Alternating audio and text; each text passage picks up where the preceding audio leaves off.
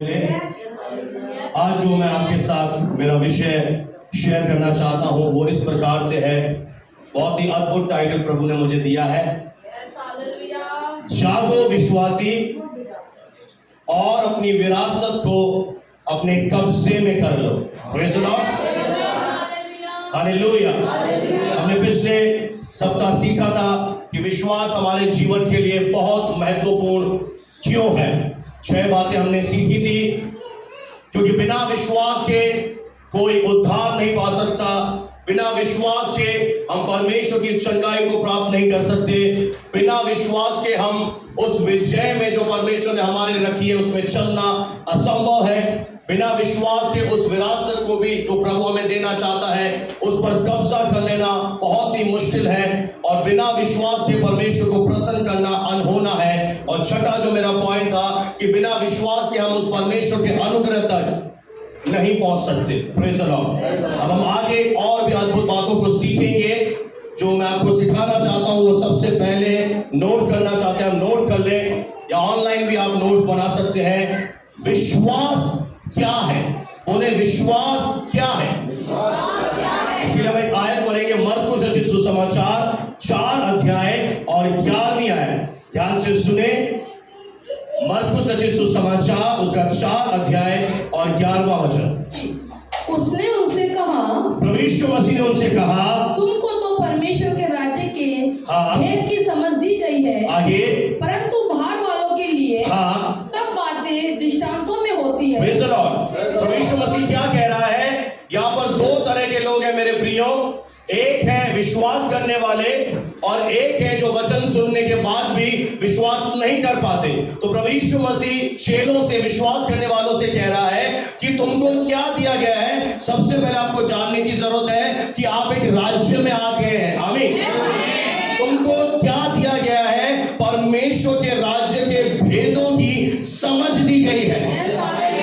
यानी जो मिस्ट्रीज है, जो रहस्य हैं, जो अब तक छुपा हुआ था, उसको समझने के लिए तुम्हें परमेश्वर ने क्या दे दी है? तुम्हें एक अंडरस्टैंडिंग दे दी है।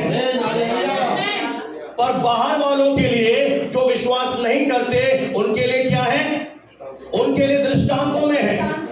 अब कई लोग मेरे से सवाल आकर पूछते हैं कि क्या परमेश्वर पक्षपात करता है कि हमें तो भेदों की समझ सिखा दिया और बाहर वालों को दृष्टांतों में बोल रहा है? तो मैं आपको बता दूं, दृष्टांत का अर्थ है कहानियां। बाइबल के हर पेज के ऊपर चरित्र के विषय में बताया गया है, सच्ची घटनाओं का जिक्र है, कहानियां हैं। और वे लोग जो परमेश्वर के वचन को सुनते तो हैं, पर सुनने के बाद विश्वास नहीं करते हैं, केयरलेसली सुनते हैं। इस तरह का उनका एटीट्यूड रहता है और उन्हें समझ में भी आ जाता है कि यीशु मसीह उद्धार करता है और समझकर भी नहीं समझना चाहते। तो क्या होता है उनके जीवन में? जब वे अपने आप को कठोर कर देते हैं, परमेश्वर का आत्मा लगातार अपने दासों के माध्यम से उनसे बात करता है। और जब वो अपने जिद पर अड़े रहते हैं, नहीं मानते हैं, सुसमाचार पर विश्वास नहीं करते हैं, तो थोड़े समय के बाद परमेश्वर भी उन्हें छोड़ देता है। जैसा इज़राइल के साथ हुआ, पवित्र आत्मा ने कहा 40 साल तुमने मेरे काम देखे पर तुम नहीं मान रहे, अब तुम मेरे विश्राम में प्रवेश नहीं करोगे। इसलिए फिर उन लोगों को वचन की बातें समझ में नहीं आती हैं। धीरे धीरे करके आपने देखा होगा वो मंडली से दूर चले जाते हैं, अपने मन को कठोर कर लेते हैं और वे परमेश्वर के उस उद्धार से वंचित हो जाते हैं। और एक दिन आएगा जब वो स्वयं अपनी आत्मा का नुकसान उठाएंगे। इसके लिए परमेश्वर जिम्मेदार नहीं है। परमेश्वर आज भी उन्हें समझा रहा है। मैं इतना ज्यादा लोगों को समझाता हूं, इतनी उनके लिए प्रार्थना करता हूं, और मैं देखता हूं कई लोग अपने आप को कठोर करते हैं। और कुछ ऐसे भी लोग हैं, आप में से कुछ ऐसे भी लोग हैं। अब देखिए, आप में से कई लोग हैं, जब मैं प्रचार कर रहा होता हूं, कोई इधर देखेगा, कोई सर नीचे करेगा, कोई उधर देखेगा, कोई घड़ी देखेगा, कोई मोबाइल देखेगा। जब आप इस तरह की हरकतें करते हैं, इसका यह मतलब है कि आप वचन का आदर नहीं कर रहे हैं और जो कुछ भी आप सुन रहे हैं, थोड़े समय के बाद उसे शैतान आएगा और आपके जीवन से चुरा लेगा। और जब वो चुरा लेगा, आपके पास कुछ भी नहीं होगा कि आप शैतान का सामना कर पाए। आप अकेले पाए जाएंगे, आप निर्बल पाए जाएंगे, आप कमजोर पाए जाएंगे। पर अगर आप परमेश्वर के वचन को बिल्कुल ध्यान देकर सुन रहे हैं, जैसे स्वयं यीशु मसीह खड़ा है और आपसे बात कर रहा है, तो वो कह रहा है तुम्हें भेदों की क्या दे दी जाएगी, तुम्हारी अंडरस्टैंडिंग को पवित्र आत्मा खोल देगा और तुम्हें और भी ज्यादा अच्छी तरह समझाया जाएगा। क्योंकि मैं एक बात बताना चाहता हूं, ये जो पवित्र शास्त्र है, ये दो इसमें कैटेगरीज हैं। एक है सूचनाएं दी गई है, इसमें एक ज्ञान दिया गया है कि परमेश्वर ने सृष्टि की रचना करी, दाऊद ने इतनी शादियां करी, दाऊद के इतने बच्चे पैदा हुए, सुलेमान की इतनी पत्नियां थी। ये सारी चीजें क्या है, ये एक ज्ञान के लिए है। बाइबल में इतनी किताबें हैं, इतने राजा थे, पौलुस ने इतनी किताबें रखी। ये क्या है, केवल ज्ञान है जो आपने सुना, आपको याद हो गया। इससे किसी के जीवन में कोई चेंज आता ही नहीं है। पर जब आप परमेश्वर के वचन को ध्यानपूर्वक सुनते हैं, उसे अपने अंदर ले जाते हैं, तो आपके अंदर एक परिवर्तन आना शुरू होता है। Praise the Lord। क्योंकि परमेश्वर का वचन कहता है कि दूसरा तीमुथियुस 3:16 में संपूर्ण पवित्र शास्त्र परमेश्वर के आत्मा की प्रेरणा से रचा गया है। यानी इसका मतलब है कि ये जो परमेश्वर का वचन है, यह परमेश्वर की श्वास है, इसमें परमेश्वर का जीवन है।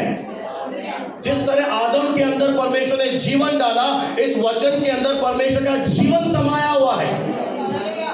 और जब आप इस वचन को ध्यान से सुनते हैं, उसे अपने अंदर ले जाते हैं, तो पता है आपका सामना इस वचन के पीछे जो आत्मा है, यानी पवित्र आत्मा से आपका एक एनकाउंटर हो जाता है। आपका सामना परमेश्वर के आत्मा से हो जाता है। और जब आपका सामना परमेश्वर के आत्मा से हो जाता है, वो आपको विजय के अनुभव में लेकर जाता है। वो आपको एक हारे हुए जीवन से एक जय की ओर लेकर जाता है। वो आत्मा आपको परमेश्वर की सामर्थ से भरना शुरू कर देता है। इसलिए जब भी आप परमेश्वर का वचन पढ़ते हैं, तो आप केवल रीडिंग ना करें कि आज मुझे 3 अध्याय पढ़ने हैं, 2 अध्याय पढ़ने हैं, केवल रीड कर लिया, पढ़ लिया, नहीं। इसे थोड़ा थोड़ा करके खाएं, बाइट बाइट करके खाएं। एक एक आयत लें, उसको अपने मन में ले जाएं, उसको जोर से बोलना शुरू करें। क्योंकि परमेश्वर का आत्मा क्या है, परमेश्वर के हर एक वचन के ऊपर बोलो मंडरा रहा है। जैसे पृथ्वी बेडोल और सुनसान थी, आत्मा क्या कर रहा था, जल के ऊपर, इस वचन के ऊपर परमेश्वर का आत्मा मंडरा रहा है। जब भी आप वचन खोलते हैं, पहले छोटी सी प्रार्थना करें कि पवित्र आत्मा मेरी आंखें खोल दे कि मैं तेरे वचन की अद्भुत बातें सीख सकूं। और जब आप वो वचन पढ़ेंगे, धीरे धीरे पढ़ें, तेज बिल्कुल गाड़ी ना चलाएं, शताब्दी के अंदर मत भागे, धीरे धीरे पढ़ें। क्योंकि बाइबल में लिखा है तेरे वचन के खुलने से प्रकाश आता है, और इंग्लिश में लिखा है कि तेरे वचन के प्राप्त करने से, जब हम इसे अंदर ले लेते हैं, तो हमारी आत्मा के अंदर जो अंधकार होता है, जो शैतान के गढ़ होते हैं, वो इस उजाले के द्वारा ढा दिए जाते हैं।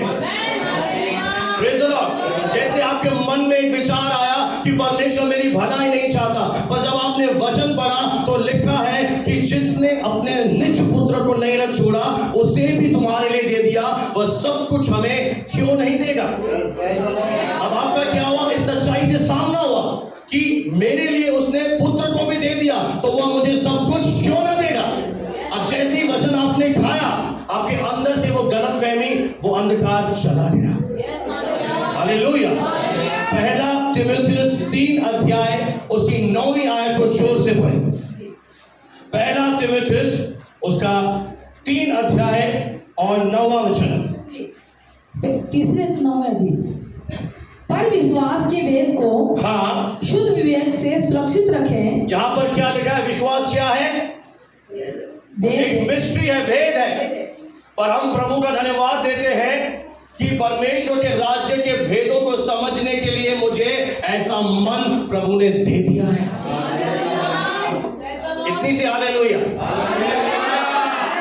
कई लोग तो यहां आकर भी समझ नहीं पाते हो क्या रहा है। पता है, मैं जब प्रभु में नया नया आया था, एक पास्टर और पास्टर की पत्नी मेरे घर पे आए और बोले चलो अब हम संगति करेंगे, आप वचन सुनाइए, प्रार्थना कीजिए। जब मैंने अपना मुंह खोला वचन के लिए, उसका मुंह फटा का फटा रह गया। बोला इतना जल्दी इतने सारे प्रकाशन आपके पास आए कहां से? मैंने कहा पवित्र आत्मा ने दी। जब से मैंने अपने जीवन में देखा, मैंने पवित्र शास्त्र उठाया है, परमेश्वर का आत्मा मुझे नए नए भेदों को प्रकट करता है, नए नए रेवलेशन को मेरे सामने लेकर आ जाता है। जैसे अभी हमने गुरुवार को सीखा कि यूसुफ के पास एक दर्शन था। आपको क्या लगेगा? अब तो इसे प्रधानमंत्री बनना चाहिए, अब तो इसे ऊंचे पे जाना चाहिए। हो क्या रहा है? सब कुछ उल्टा हो रहा है, पर इसके पीछे भी परमेश्वर का आत्मा उसे अद्भुत रीति से काम कर रहा है। ये भेद है और इनकी समझ हमें दे दी गई है। हालेलुया। क्योंकि जब ये भेद आपके ऊपर प्रकट होंगे, आपका विश्वास उन्नति पाएगा और आप परमेश्वर से जो कुछ चाहते हैं अपने जीवन में ले पाएंगे। Hallelujah, praise the Lord. हमारे जीवन में मेरे प्रियो तब परिवर्तन आएगा जब आप राज्यों के भेदों को समझना शुरू करेंगे। और राज्य में, इस परमेश्वर के राज्य में विश्वास सबसे महत्वपूर्ण भेदों में से एक भेद है, जो ना केवल हमें दिया गया है, पर परमेश्वर चाहता है कि हम इस पर कब्जा कर लें। तो आप तैयार हैं कब्जा करने के लिए? Praise the Lord. अभी हमने सीखा विश्वास क्या है, आपको समझ में आया? विश्वास एक भेद है जो मुझे समझने के लिए प्रभु ने मुझे अपना मन दे दिया है। और पवित्र आत्मा क्या करेगा? जब आप प्रार्थना करके वचन पढ़ेंगे, पवित्र आत्मा इस वचन को आपके लिए जीवित बना देगा। पवित्र आत्मा आपको सामर्थ्य से भर देगा। और दूसरी सबसे महत्वपूर्ण बात, आपको निर्णय लेने में आपकी सबसे ज्यादा मदद करेगा।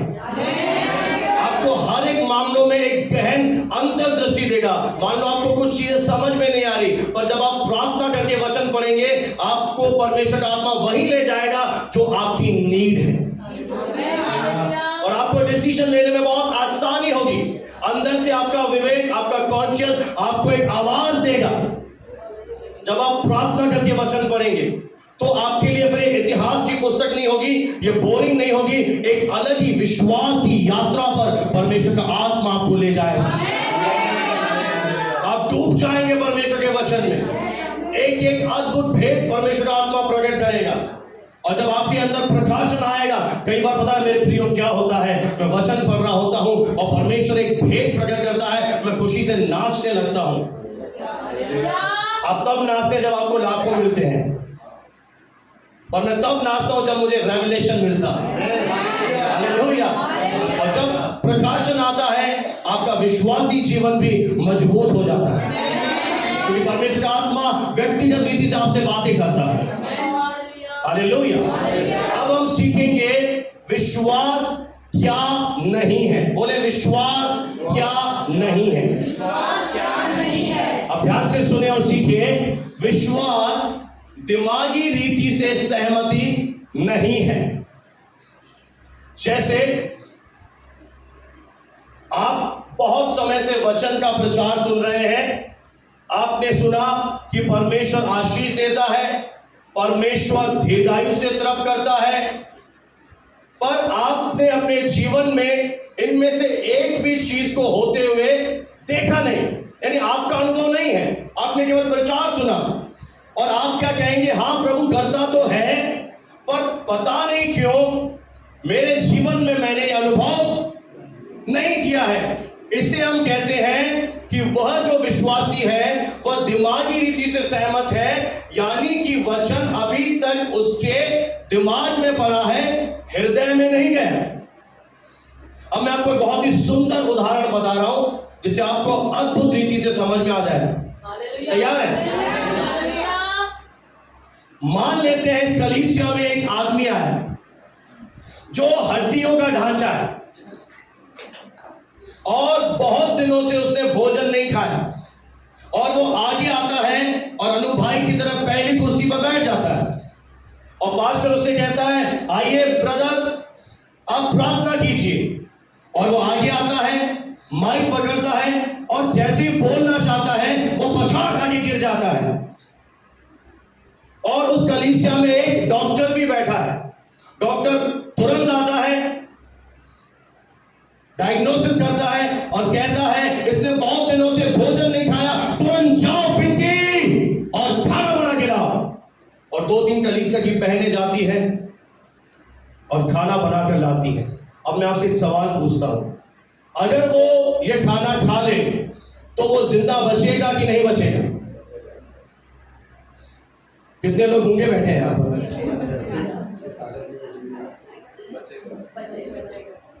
अगर वो खाना खाएगा तो उसका भी ये विश्वास है कि जब मैं खाना खाऊंगा तो मैं जीवित रहूंगा।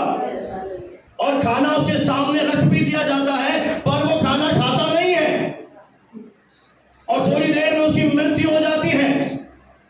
अब आप क्या कहेंगे, क्या वो विश्वास करता था कि नहीं कि मैं खाना खाऊंगा तो बच जाऊंगा?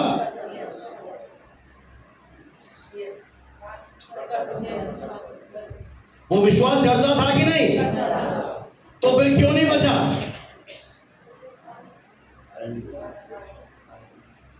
क्योंकि उसने खाना। इसका क्या अर्थ है पता है? अगर आपका विश्वास केवल दिमागी है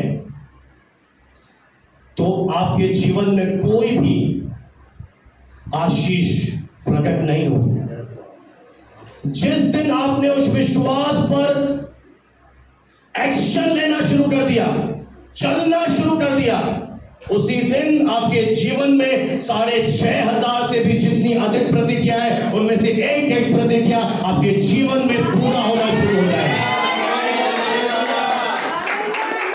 क्योंकि बाइबल स्पष्ट कहती है विश्वास कार्य बिना अधूरा है। अगर मैं विश्वास करता हूं तो मैं जो विश्वास करता हूं उसके अनुसार चलूंगा भी। अगर मैं ये मानता हूं कि यीशु मेरा उद्धार करता है तो मैं कलीसिया में आऊंगा भी। वो ये विश्वास करता था कि मैं खाना खाऊंगा तो नहीं मरूंगा, पर बचने के लिए उसे खाना खाना जरूरी था।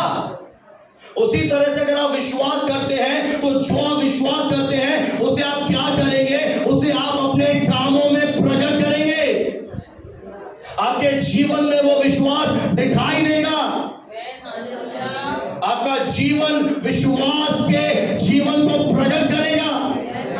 जिस तरह यहोशू शहर में हम पढ़ते हैं, परमेश्वर ने इज़राइल के लोगों से कहा तुम्हें कनान जाना है और सामने यरीहो की दीवारें हैं, अब तुम क्या करो? तुम जय जयकार करो तो दीवारें गिर जाएंगी। Praise the Lord. अब जब दीवारें गिर जाएं तो विश्वास करना बहुत आसान है, तो जय जयकार करना बहुत आसान है, पर जब दीवारें सामने खड़ी हो तब जय जयकार करना बहुत मुश्किल है। और यही हमारा विश्वास है कि जब दीवारें खड़ी हैं, जब समस्या सामने है, हम उस समय क्या करते हैं? हम जय जयकार करते हैं। ये हमारा एक कार्य है विश्वास का, कि जब हमने जो विश्वास किया उसे मुंह से बोलना शुरू कर दिया तो वो दीवारें क्या हो गई? वे दीवारें ढा दी गई। हालेलुया। विश्वास कामों के बिना अधूरा है। हम विश्वास करते हैं तो हमें उस विश्वास को एक्शन के द्वारा दिखाना है। Praise the Lord. इसलिए विश्वास दिमागी सहमति नहीं है, केवल यहां से विश्वास नहीं है, विश्वास हृदय से किया जाता है। Praise the Lord. हालेलुया। और विश्वास क्या करता है? ना केवल परमेश्वर ने हमें दिया है, पर अब परमेश्वर चाहता है कि हम विश्वास के द्वारा उसकी सारी प्रतिज्ञाओं पर अपना कब्जा कर लें। Praise the Lord. मेरे प्रियो, परमेश्वर का कोई भी फेवरेट विश्वासी नहीं है कि वो एक से ज्यादा प्रेम दूसरे से कम प्रेम करता है। तो फिर क्यों कुछ लोगों के जीवन में विश्वास एक बहुत ही अद्भुत रीति से दिखाई देता है और बहुत सारे लोग परमेश्वर से कुछ भी प्राप्त नहीं कर पाते? इसका एक ही कारण है कि वे लोग विश्वास को इस्तेमाल करना सीख गए हैं।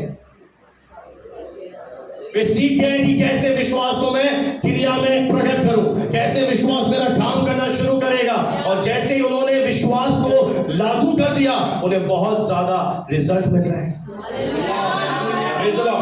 उनके जीवन में वो परमेश्वर की ब्लेसिंग मैनिफेस्ट हो रही है, प्रकट हो रही है। हालेलुया। तो क्या आप तैयार हैं? आप जागे हुए विश्वासी हैं या नहीं? जागो विश्वासी और अपनी विरासत को कब्जे में कर लो। मन गलत बातों पे मन मत लगाओ, उन धार्मिक झूठी शिक्षाओं पर मत लगाओ कि सब कुछ परमेश्वर के हाथ में है। मैंने आपको बहुत समय से सिखाया है और एक ऐसी बात मैं आपके सामने बोलने वाला हूं, सिखाने वाला हूं। मैं विश्वास करता हूं उस बात के बाद आप कभी ये मुंह से नहीं बोलेंगे कि सब कुछ परमेश्वर के हाथ में है। नहीं है। मैं जानता हूं परमेश्वर सर्वशक्तिमान है, पर क्या आप ये नहीं जानते कि उसी सर्वशक्तिमान परमेश्वर ने तुझे और मुझे अपनी इमेज में बनाया है, अपने स्वरूप में बनाया है, अपनी समानता में बनाया है। तू परमेश्वर का एक प्रोडक्ट है। परमेश्वर ने तुझे बेबस नहीं बनाया। परमेश्वर ने तुझे बनाकर अपने पास शक्ति नहीं रखी। तेरे मुंह के अंदर परमेश्वर ने अपनी सामर्थ डाल दी है। इसलिए कभी ये मत कहे कि सब कुछ प्रभु के हाथ में है। आपकी डेस्टिनी आपके हाथ में है। आप अगले साल कहां जाएंगे ये आपके हाथ में है, ये आपके मुंह में है। Praise the Lord. और परमेश्वर की दिल की इच्छा है कि हम सब नेक्स्ट लेवल में प्रवेश करें, हम ऊंचाई में प्रवेश करें। इसलिए कहता है मैं नीचे से ऊंचे पर ले जाने वाला परमेश्वर हूं। Praise the Lord. बाइबल में से बहुत सारे वचन हैं जहां परमेश्वर ने वचन कहे, ये बातें कही। आप खुद जानते, जब नाव में जा रहे थे तो परमेश्वर ने क्या कहा कि हे अल्प विश्वासियों, तुमने विश्वास को इस्तेमाल क्यों नहीं किया? मरकुस 11 अध्याय जब हम पढ़ते हैं, उससे पहले जब प्रभु यीशु मसीह वहां से जा रहे थे, उन्हें भूख लगी, उन्होंने अंजीर का पेड़ देखा, उन्होंने कहा अब से तुझमें फल ना लगे। और चेले हैरान हो गए कि प्रभु तूने श्राप दिया। तो यीशु ने कहा बेटा मैंने श्राप नहीं दिया, मेरे मुंह में सामर्थ है और यही सामर्थ मैंने तेरे मुंह के अंदर डाली है। इसलिए तू कोई रोबोट नहीं है, तू कठपुतली नहीं है कि ऊपर वाला तेरी डोर ऐसे ऐसे चला रहा है। तेरे हाथ में है। और अभी आपका स्तर नहीं बढ़ा, अगर थोड़ा स्तर बढ़ जाए तो ऐसी बातें बताऊंगा, हो सकता है पांव तले जमीन खिसक जाए। इसीलिए वचन को धन से बड़ा करो। परमेश्वर का वचन जब आता है उसे दिल से रिसीव करो। पता है जब आप इस तरह की बातें बोलते हो, जब आप इस तरह से जीवन जीते हो, आपका विश्वास कभी भी काम नहीं करेगा, क्योंकि आप अपने मुंह से क्या बोल रहे हो? परमेश्वर नहीं चाहता, परमेश्वर चाहता है, यानी सब कुछ उसके ऊपर निर्भर कर दिया आपने। जबकि परमेश्वर कह रहा है मैंने तुझे सामर्थ दे दी है, मैंने तुझे राज्य के भेदों की समझ दे दी है, मैंने तुझे मेरे राज्यों के भेदों की अंडरस्टैंडिंग दे दी है। अब तू क्या कर, इसे उठा, इसे समझ और इसके अनुसार जीवन जी। ये आपके हाथ में है कि आप कितना इस राज्य में उन्नति करेंगे।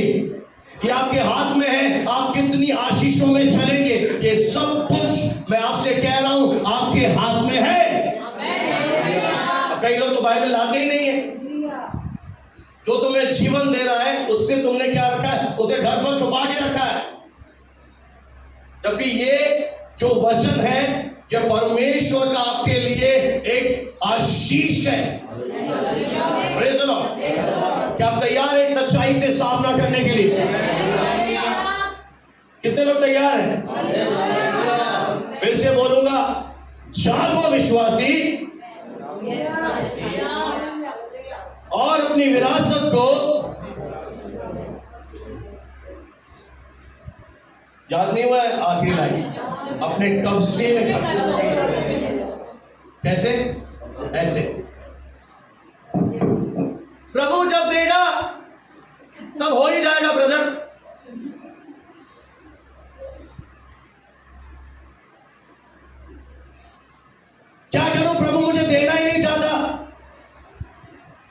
नहीं, तेरे से प्रभु की थोड़ी दुश्मनी चल रही।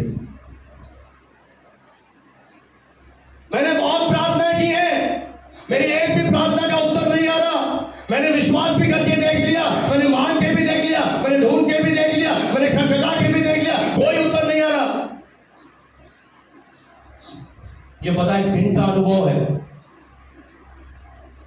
वे लोग जिन्होंने कभी विश्वास सीखा ही नहीं, क्योंकि विश्वास करने वाले एक स्पष्ट विजय को अपने जीवन में लेकर चलता है। विश्वास करने वाले केवल ऐसे बोलते नहीं हैं, उनके जीवन से एक स्पष्ट विजय नजर आती है। हालेलुया। विश्वास करने वाले परमेश्वर के नाम से खड़े होते हैं और पहाड़ों को उखाड़ फेंकते हैं। अगर पुराना नियम भी पढ़ ले तो वचन में लिखा है, ना बल से न शक्ति से, परंतु तेरी आत्मा के द्वारा ये पहाड़ टल जाएगा। ना बल से न शक्ति से, पर तेरी आत्मा के द्वारा। जो विश्वास प्रभु तूने मुझे दिया है, इस पहाड़ को क्या हो जाएगा, इसे मेरे सामने से हटना ही पड़ेगा। Praise the Lord, hallelujah. आगे से ऐसे शब्दों का इस्तेमाल मत करें, क्योंकि यीशु ने साफ कहा, यदि तुम पिता से मेरे नाम से मांगोगे, पिता तुम्हें देगा, ताकि तुम्हारा आनंद पूरा हो जाए। और पता है कब कहा? अपने जाने से पहले। क्या वो झूठ बोल रहा था? क्या वो देना नहीं चाहता तुम्हें? इन चीजों से, इन शैतान के विचारों से अपने आप को थोड़ा अलग करें।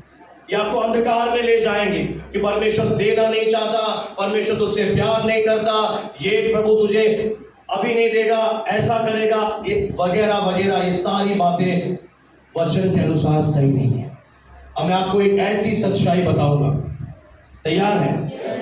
यहोशू की पुस्तक उसका 18 अध्याय और पहली से तीसरी आयत तक हम ध्यान से पढ़ेंगे।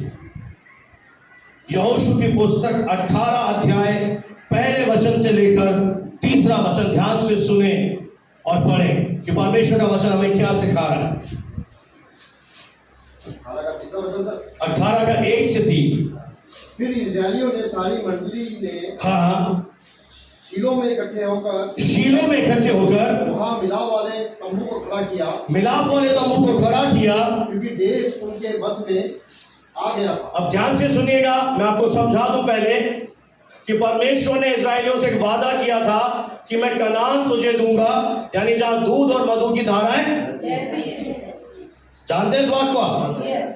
और परमेश्वर ने क्या कर दिया था? पहली आयत के अनुसार देश को उनके वश में कर दिया था। आया ना? सबने पढ़ लिया, सुन लिया। अब दूसरी आयत, और इस्राएलियों में से 7 गोत्रों के लोग अपना अपना भाग बिना पाए रह गए थे। अपना अपना भाग पाए बिना रह गए थे। कितने गोत्र हैं टोटल? 12। बोले 12। अब 12 में से 5 ने तो क्या कर लिया?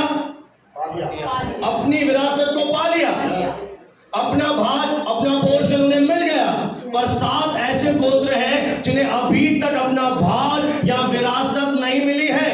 अब यहां पर क्या हुआ? क्या परमेश्वर ने उन्हें विरासत नहीं दी? क्या यहोशू से कोई गलती हो गई कि 5 को तो दे दिया, 7 को उसने अन्याय कर दिया? अगर आप तीसरी आयत को ध्यान से पढ़ेंगे तो आपको एक बहुत बड़ी सच्चाई परमेश्वर का आत्मा यहां पर प्रकट करना चाहता है। मैं विश्वास करता हूं आपके अंदर से अंधकार अभी भागेगा। ये बहुत बड़ी सच्चाई है। फिर से मैं रिपीट कर दूं, 12 में से 5 को तो मिल गया, 7 बिना पाए रह गए। क्या परमेश्वर ने नहीं दिया? पहली आयत में लिखा है परमेश्वर ने दे दिया। क्या यहोशू ने नहीं दिया? अब तीसरी आयत पढ़ें और ध्यान से सुने। तब परमेश्वर के दास यहोशू ने इस्राएलियों से कहा, परमेश्वर के लोगों से कहा, जो देश तुम्हारे पूर्वजों के परमेश्वर यहोवा ने तुम्हें दिया है, उसे अपने अधिकार में कर लेने में तुम कब तक ढिलाई करते रहोगे? कब तक? अब मेरे साथ यहोशू जो परमेश्वर का दास है, वो क्या बोल रहा है कि परमेश्वर नहीं दे रहा। यानी 7 गोत्रों की गलती क्या थी? जो परमेश्वर उन्हें दे चुका था वो अपने ढीले रवैये के कारण उसे ले नहीं रहे थे। कितने लोग समझ रहे? आज यही चीज कलीसिया में दोहराई जा रही है।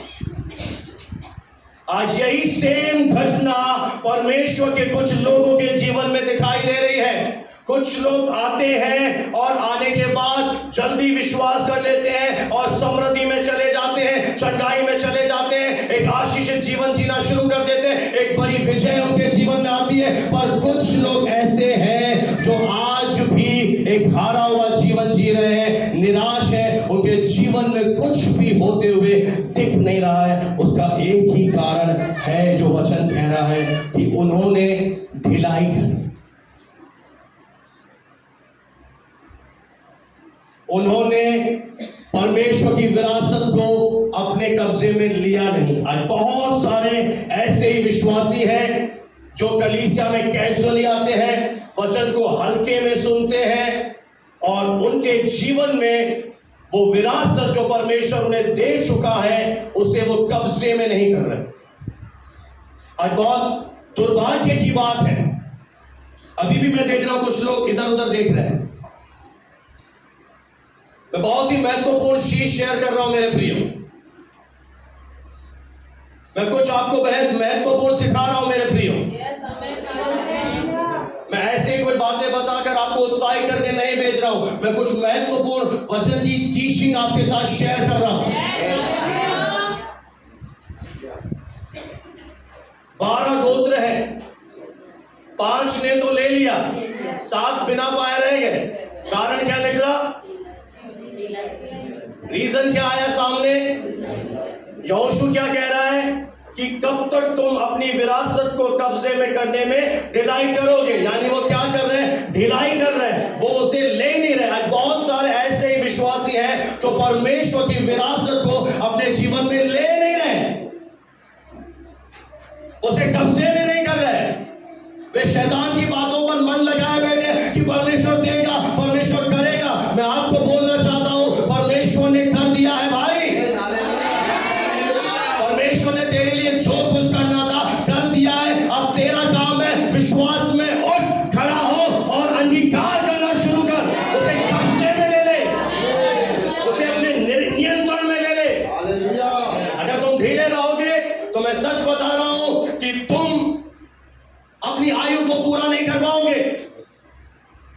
फिर तुम कहोगे परमेश्वर ने उसे उठा लिया। अरे परमेश्वर ऐसे टुच्चे काम नहीं करता, परमेश्वर ऐसे काम नहीं करता। मैंने ऐसे विश्वासी को देखा अपने जीवन में जिसके जीवन में बीमारी आई और उसने बीमारी आते ही सोच लिया अब तो मैं प्रभु के पास जा रही हूं, अब तो मैं प्रभु के पास जा रही हूं। अरे किसने बोला तू जा रही है? अरे यीशु मसीह ने तेरे लिए कोड़े खाए हैं भाई।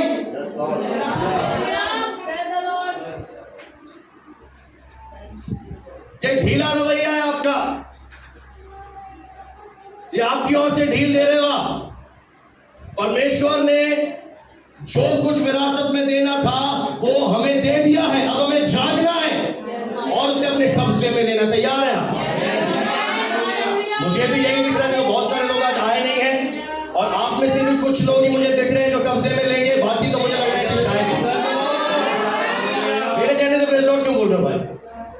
आपको वैसे अभी मैं एक बात आपको सिखा रहा हूं, सुनो।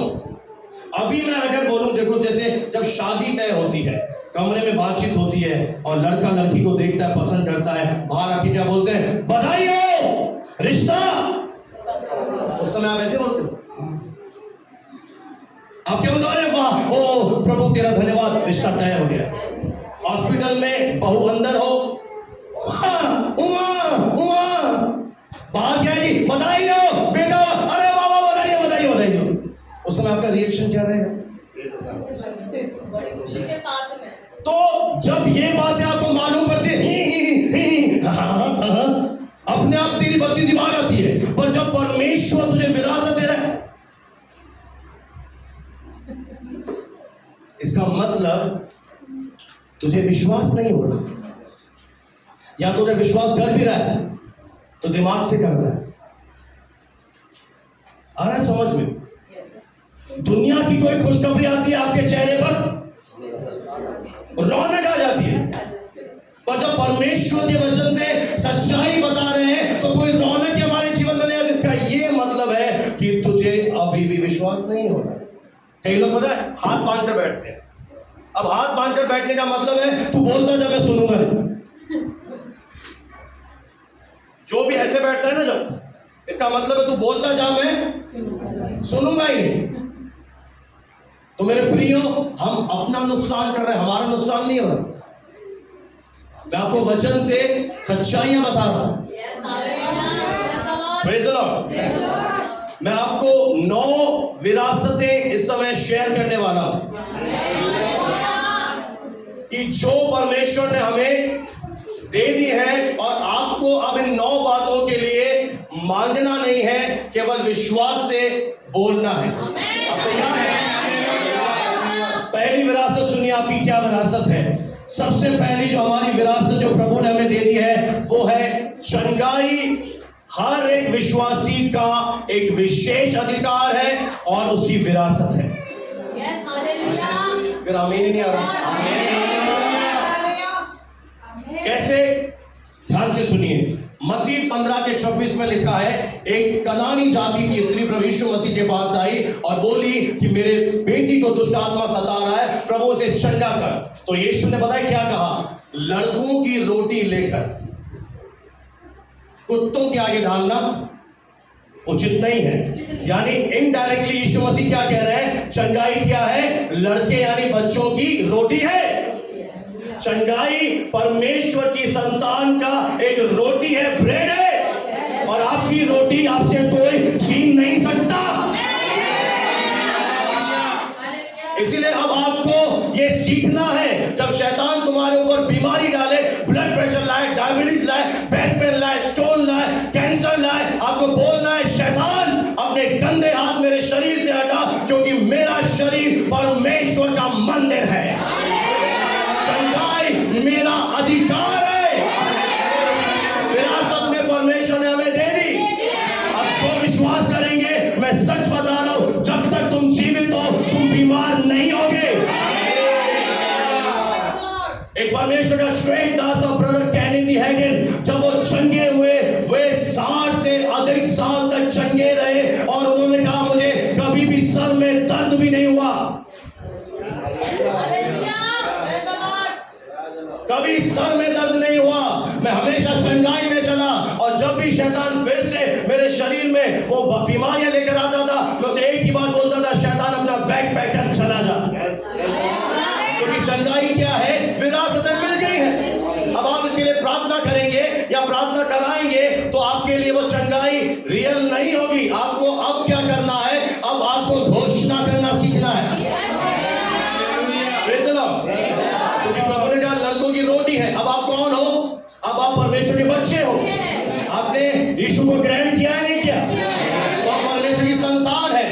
उसने क्या किया आपके लिए, अपने बेटे को 39 कोड़े मारे हैं। अगर अभी भी विश्वास नहीं होता तो मूवी जाके देखो, पैशन ऑफ क्राइस्ट। उस मूवी में देखो वो जो एक्टर है कितने 39 कोड़े पड़ रहे हैं, तब तुम्हें समझ में आएगा ये एक कोड़ा तेरी नजात के लिए, तब तू खड़ा हो जाएगा। डेविल हटा, अस्थमा मेरे जीवन पर तेरा कोई अधिकार नहीं है, कैंसर तेरा मेरे जीवन पर कोई अधिकार नहीं है। बाइबल कहती है धोखा मत खाओ। हर एक उत्तम दान और वरदान स्वर्ग के पिता की ओर से आता है।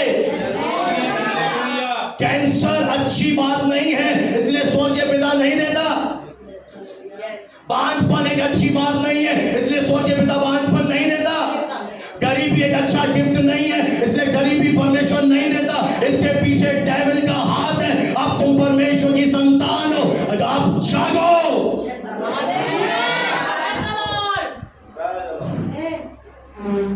कई विश्वासियों के लिए तो यीशु मसीह अभी भी कब्र में पड़ा है। Hallelujah, hallelujah. ये कौन सा हालेलुया? यीशु मसीह जी उठा है। ये जिंदगी भर तू क्या अपनी आवाज छुपा के रखेगा क्या? निकालना। मेरे प्रियो, ऊंची आवाज में आपको अंगीकार करना है ताकि स्वर्गदूत सुन सके, परमेश्वर का आत्मा जो आपके लिए करना चाहता है, स्वर्गदूत सुन सके कि आप वचन को बोल रहे हैं कि चंगाई मेरी विरासत है। दूसरी बात, पाप से छुटकारा मेरी विरासत है। इसलिए हम एक आयत पढ़ी है, रोमियो 6:14। पाप से आजादी, पाप से छुटकारा हम विश्वासियों की एक विरासत है। Yes hallelujah. रोमियो 6:14। तब तुम पर पाप की प्रभुता न होगी, आगे, क्योंकि तुम व्यवस्था के अधीन नहीं वरन अनुग्रह के अधीन हो। अब हमने अगर प्रभु को ग्रहण कर लिया है तो बाइबल कहती है अब पाप तुम्हारे ऊपर हावी, क्योंकि तुम व्यवस्था के अधीन नहीं हो कि तुम कुछ करो और नहीं कर पाओ आज्ञा का पालन तो तुम शापित हो जाओ। पर जो तुम ध्यान से इधर देखिए, बाइबल कहती है कि व्यवस्था जो शरीर दुर्बल होने के कारण नहीं कर सकी, यानी हमारा मानवीय स्वभाव क्या था, कमजोर था, हम नहीं कर पाए, तो उसे किसने किया, परमेश्वर ने किया। ये सबसे बड़ा काम प्रभु ने किया और यीशु को पाप में शरीर की समानता में बदल दिया। उसने हमारे लिए सारे पाप उठा लिए और जब हमने विश्वास किया हमने अनुग्रह से उद्धार लिया। और जब मैं अनुग्रह के अधीन आ गया तो बाइबल कहती है पाप मुझ पर हावी नहीं होगा, क्योंकि पाप की जो सामर्थ थी वो तोड़ी जा चुकी है। कोई तो बोले हालेलुया, प्रेज़ द लॉर्ड। पाप की सामर्थ को यीशु ने तोड़ दिया। अब पाप से हमें आजादी मिल चुकी है। ये हमारी दूसरी विरासत। तीसरी जो परमेश्वर ने हमें विरासत दे दी है वो है आर्थिक बंधनों से छुटकारा। मेरा और आपका एक विरासत है, क्योंकि गरीबी एक श्राप है और परमेश्वर ने इस श्राप को गलातियों 3:13 के अनुसार प्रभु यीशु मसीह ने इस श्राप को अपने ऊपर उठा लिया है। अब आर्थिक बंधन मुझ पर हावी नहीं हो सकते। अब आप गरीबी की दशा में नहीं जी सकते, कमी घटी में नहीं जी सकते, क्योंकि इस चीजों से मेरा छुटकारा हो चुका है। कोई तो हाथ उठाकर प्रभु को धन्यवाद दे। Hallelujah, hallelujah, praise the Lord. आर्थिक बंधनों से छुटकारा एक विश्वासी की विरासत है। अब अगर आपके जीवन में कमी घटी आए, आपके जीवन में कोई लैकिंग आए, आपको समझ जाना है ये परमेश्वर की ओर से नहीं है। मुझे एक बात बताइए, आपके घर पे खाना नहीं है, इससे परमेश्वर को महिमा मिलेगी या उसका नाम नीचे जाएगा? आप पड़ोसी के पास जाकर दाल चावल मांगो तो प्रभु को अच्छा लगेगा? आपके पास पहनने के लिए कपड़े ना हो तो परमेश्वर की महिमा होगी? इसका ये मतलब है कि परमेश्वर हमारी सारी आवश्यकताओं को पूरा करने वाला है और उसके दिल में एक ऐसा भी विचार नहीं है कि हम इन कमी घटी में जिए, और वो स्वयं आपकी सारी जरूरतों को पूरा करना चाहता है। आपको केवल विश्वास करना है।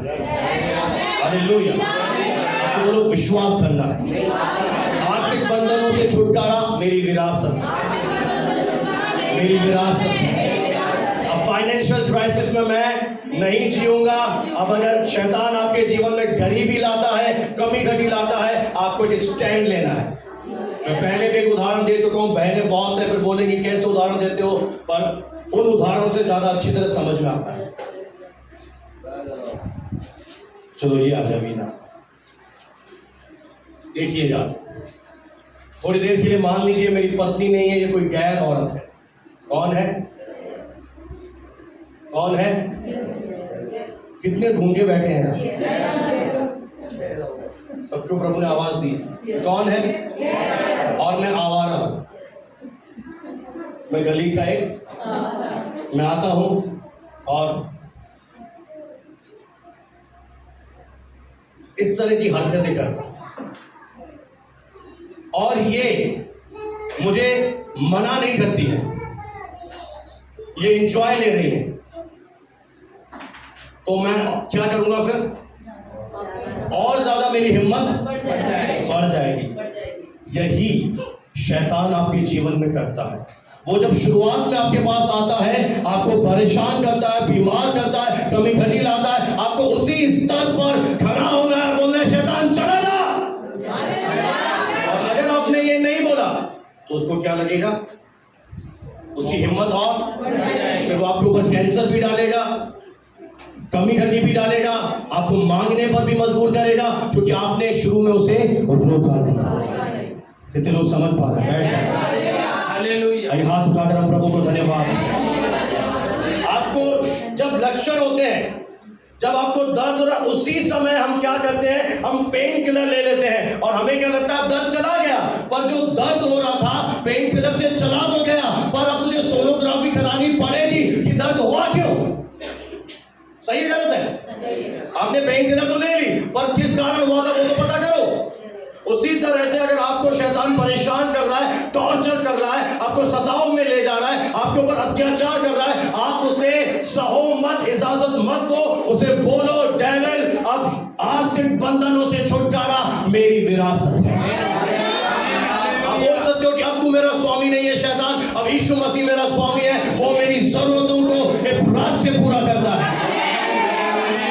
हालेलुया। और जब आप ऐसा बोलना शुरू करोगे, थोड़ा एक ऐसा समय आएगा कि ये वचन आपके जीवन में पूरा होना शुरू करेगा। हालेलुया। चौथी बात, बहुतायत का जीवन एक विश्वासी की विरासत है।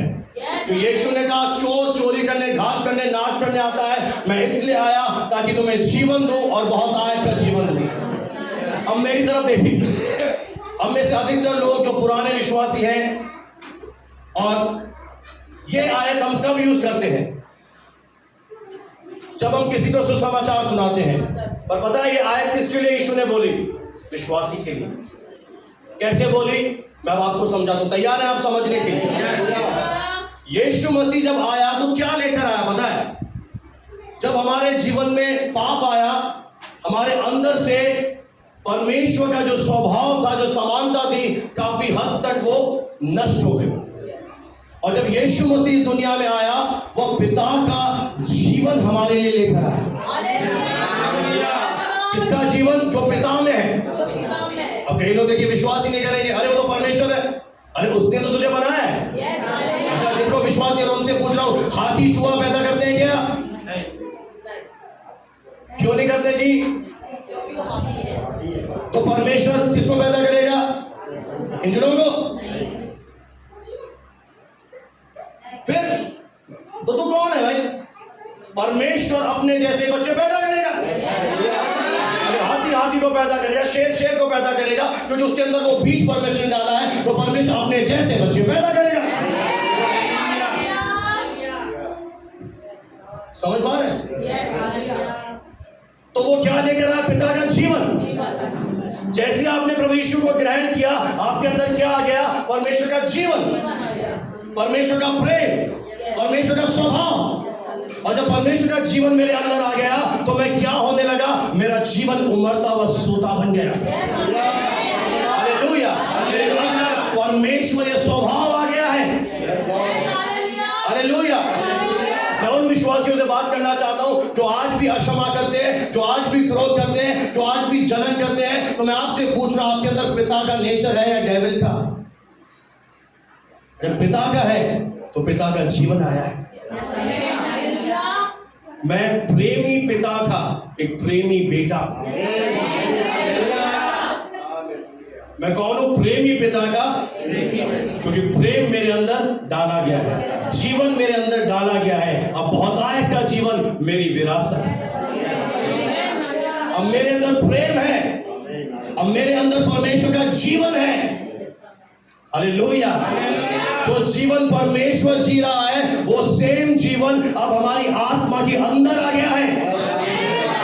अगर आपने इस बात को सीख लिया कि आपकी आत्मा के अंदर प्रभु का जीवन है, तो आपकी बाहरी परिस्थितियां आपको विचलित नहीं कर पाएंगी।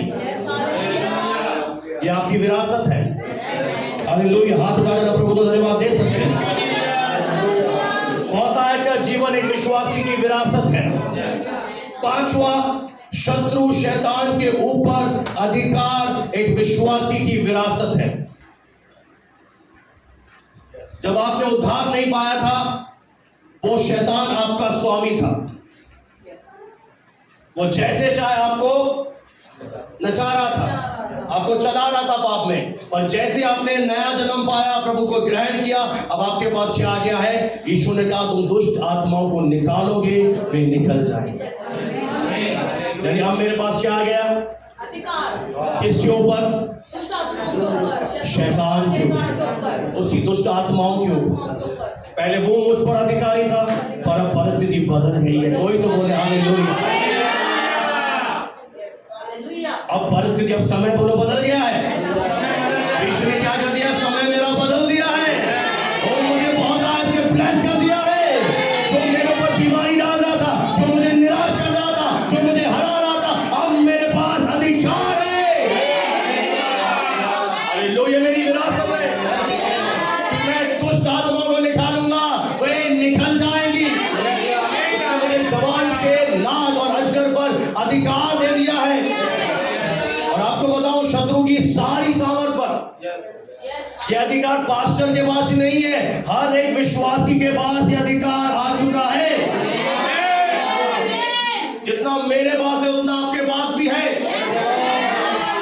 अब आपको इस्तेमाल करना सीखना है। इसीलिए जब वो आपके मन के ऊपर आक्रमण करे, आपके विचारों को नेगेटिव बनाए, आपको निराश करे, आपको हताश करे, आपको मालूम होना चाहिए कि तेरे पास अधिकार है। उसी समय उसे इस्तेमाल कर, वो तेरे पास से भाग जाएगा। हालेलुया। परमेश्वर ने आपको बेबस नहीं बनाया, परमेश्वर ने आपको अधिकार दे दिया। सारी दुष्ट आत्माओं पर, बीमारी लाने वाली दुष्ट आत्मा, गरीबी लाने वाली दुष्ट आत्मा, निराश करने वाली दुष्ट आत्मा, मृत्यु लाने वाली दुष्ट आत्मा, हर एक दुष्ट आत्मा के ऊपर हमारे पास एक अधिकार है।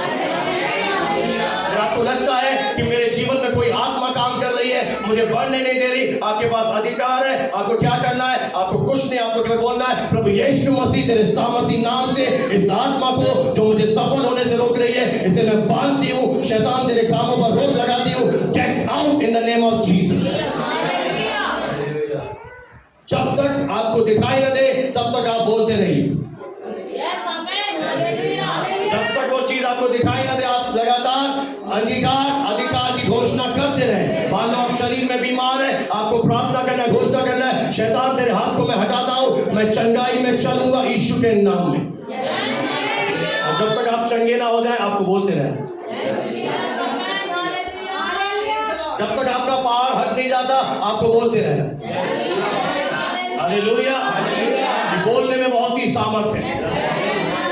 हमारे जीव में परमेश्वर ने एक अद्भुत सामर्थ डाल दी है। Praise the Lord।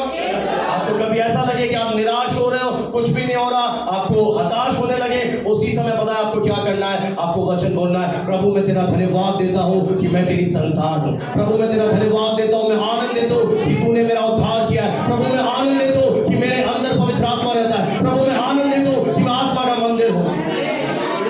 आप उसी समय डेविल के अटैक से बाहर, आपको गोली भी लेने की जरूरत नहीं है। निराशा है, उसी समय वचन बोलना है। हालेलुया। आप जानते हैं आप कौन है? आप उकाब हैं। आप जानते हैं जब सांप और उकाब की लड़ाई होती है, किसी ने देखी है यूट्यूब पर या गूगल पर? तो सांप जब उकाब पर हावी होने की कोशिश करता है तो उकाब कुछ नहीं करता। उकाब एक काम करता है, वो अपने पंख फैलाकर और ऊंचे पे चला जाता है। और जितना उकाब ऊंचे पे चला जाता है, सांप को सांस लेने में दिक्कत होती है और सांप धराशयी होकर नीचे गिर जाता है।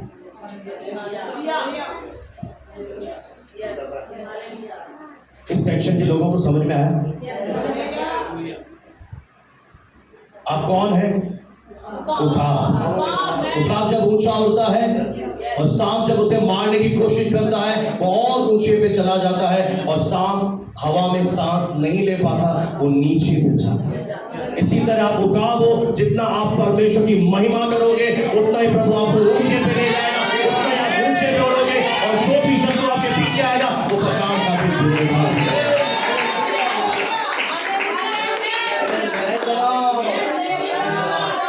आप उस समय एरोप्लेन में बैठते नहीं, आप तो और भी वो आती थी पुराने समय में गड्ढे गाड़ी, डंकी गाड़ी जब मैं बहुत छोटा था, जयपुर से अजमेर आता था, वैसे चलती थी।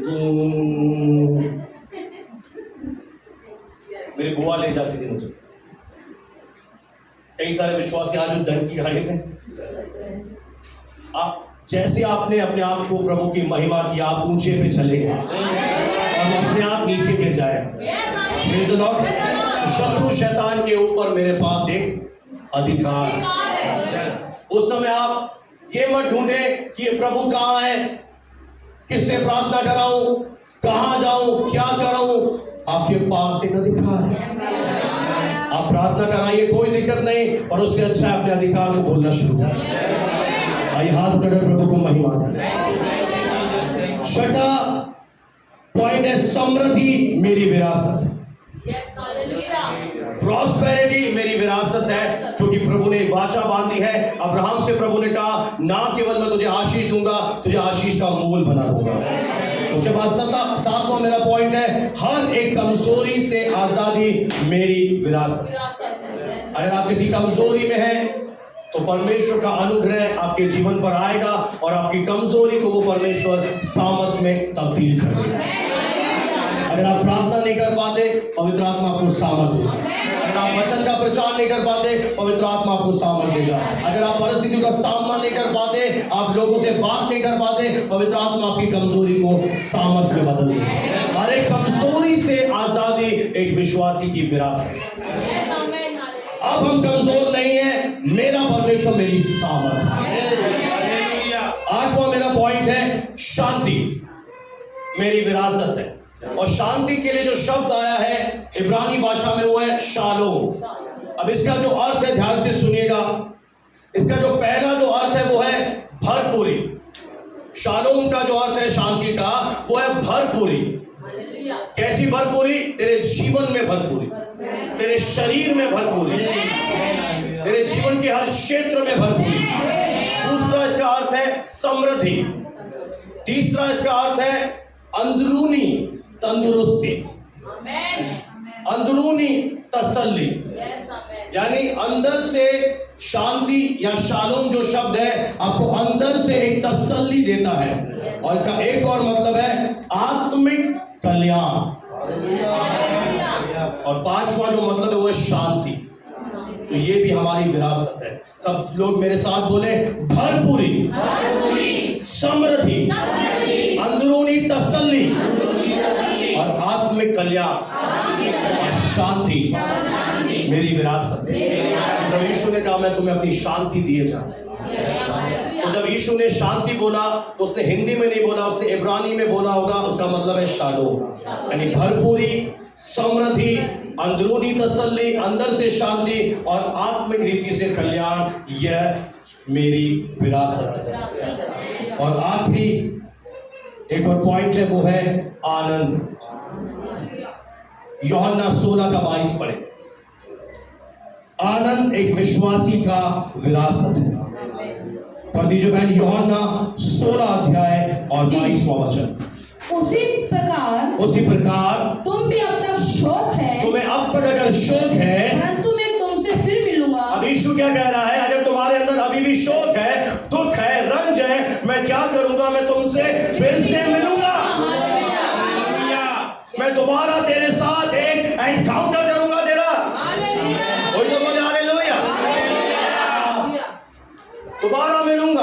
आप जानते हैं एक व्यक्ति को यीशु ने चंगा किया जो अंधा था, उसके आंखों पर हाथ रखा तो उसे पूछा क्या तुझे दिखाई दे रहा है? उसने कहा मुझे पेड़ दिखाई दे रहे हैं, यानी वो चंगा नहीं हुआ था। फिर से प्रभु यीशु मसीह ने हाथ रखे, फिर उसे दिखाई दिया। हो सकता है अभी भी आप शोक में हो, आपकी परिस्थितियां विषम हो, आपके अंदर कोई खुशी नहीं है, पर मैं आपसे कह रहा हूं, यीशु कह रहा है अगर हो सकता है तुझे शोक है, मैं एक और काम करूंगा, मैं दोबारा तुझसे मिलना चाहूंगा। तैयार है मिलने के लिए? हो सकता है संसार ने आपको दुख दिया हो, परिस्थिति ने आपको हारने पर मजबूर कर दिया है, कोई भी आपके जीवन का परिस्थितियां हो सकती है, पर यीशु कह रहा है मैं फिर से क्या करूंगा? तेरे से मिलूंगा। हालेलुया। और तुम्हारे मन काय से भर दूंगा। मैं जब आऊंगा मैं आनंद से तुम्हें भर दूंगा। कोई तो बोले हालेलुया। मैं आनंद से तुम्हें भर दूंगा, क्योंकि प्रभु का आनंद एक विश्वासी की सामर्थ है। इसलिए मैं आपसे कह रहा हूं, चाहे कैसी भी परिस्थितियां आए, अपने आनंद को खोने मत दीजिए। ये आनंद क्या है? अगर आनंद चला गया आपके जीवन से, आप कमजोर हो जाएंगे। आनंद तेरी शक्ति है, आनंद तेरी सामर्थ है। परमेश्वर का आनंद मेरा दृढ़ गढ़ है। प्रभु ने क्या कहा? मैं आनंद तुझे देता हूं। हालेलुया। ये 9 बातें मेरी और आपकी विरासत में आपको मिला है। अब 9 में से जो भी आपके पास नहीं है, अब से आपकी एक ही कोशिश होनी चाहिए, ये सारी चीजें मेरे जीवन के द्वारा प्रकट हो। हालेलुया। ये परमेश्वर ने दे दी। चंगाई आपको विरासत में मिल गई, पापों से आपका छुटकारा कर दिया, आर्थिक बंधनों से, श्रापों से आपका छुटकारा हो गया है। अब होता है कि जीवन आपको विरासत में मिल गया है, शत्रु के ऊपर आपके पास अधिकार आ गया है, समृद्धि हमारी विरासत है, अरे कमजोरी से छुटकारा मेरी विरासत है, शांति मेरी विरासत है, और आनंद मेरी विरासत है। इन चीजों को आपको प्रभु से मांगना नहीं है, अब इन्हें रिसीव करना है। और इन पर क्या करना है? उन 7 गोत्रों की तरह मत रहना जिन्होंने क्या करी? बोलो ढिलाई। और बोले ढीले, ऐसे बोलते ना दुनिया में, ढीले। जब काम वाली बाई ढंग से काम नहीं दी, ए ढीली, सही ढंग से पोछा लगा ना, ऐसे बोलते हो। जब ये होमवर्क नहीं कर दिया, क्या कर रही है बोलेगा? आज चला ढीली है क्या? हम दुनिया में क्या बोलते हैं? तो मैं आपसे पूछूं, ढीला विश्वासी है क्या? कौन सा विश्वासी? अभी भी निकल ही नहीं रहा है। कितने गोत्र उन्हें पाया? 5, 7 क्या रह गए? अब हम कौन है? 5 या 7? 5 या 7? खुद उठाइए तो मुझे पता पड़े। हालेलुया। अब हमें क्या करना है? जाग विश्वासी,